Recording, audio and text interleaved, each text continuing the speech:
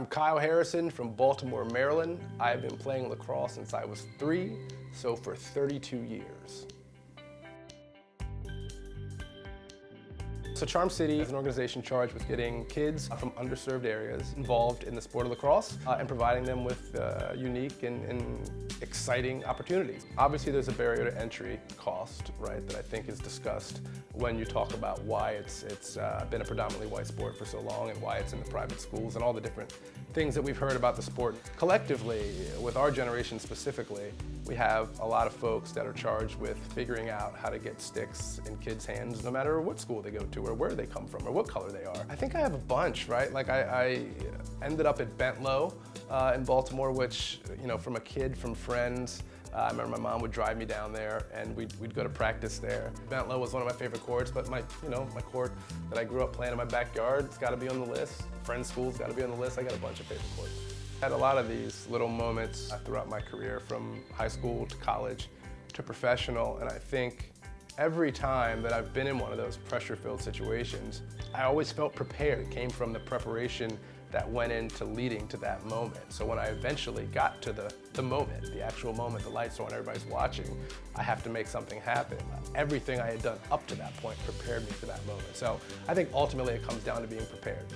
I've got to believe that more kids in Baltimore, Maryland play lacrosse than joust. And I think when you look at the universities that are here and the high level lacrosse that's been played on both the women's and men's side, and then you just go high school on down, from high school Americans, I mean, just professional player, I mean, the list goes on. So lacrosse should certainly be the sport of Maryland. But again, that's no shot at joust. Short answer, Ravens. Long answer, I grew up a Cal Ripken fan, right? Like I was right in the middle of his run. And so I wasn't a baseball guy, but I was a Cal Ripken guy, which in turn made me an Orioles guy. I love both of them, but if you made me pick one, I'm going with the Ravens. In California, in LA where we were, and then in Orange County where we were, like all these fancy restaurants like fancy up a crab cake. And I just want like a Maryland crab cake. I want a bunch of crab meat and a ball and put it on my plate. And they would always try and do too much out there. So yeah, I miss crab every day.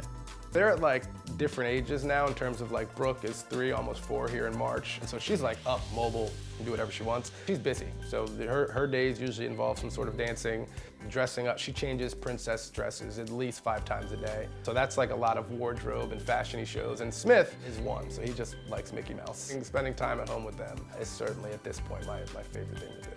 I would get on social media, whatever your choice is. You can do a Twitter, YouTube, Instagram, whatever it is, type in lacrosse in the search bar and then watch the sport. Understanding the mechanics of getting up and down the field as a midfielder in soccer is exactly what I do as a midfielder in lacrosse. So it combines the best parts of all the other sports, and I think if you watch it for a little bit, you'll start to see that. We're making a real focus on making sure that there's an opportunity for the elite player to play, both for the men and the women, to make sure that that 2nd grader that was given a stick for the first time has the opportunity to be a 9th grader that's playing against elite 9th graders around the city. So for the progression of the sport at the next level, the pro level, there has to be an aspirational component to it as well, and we're certainly starting to trend that direction.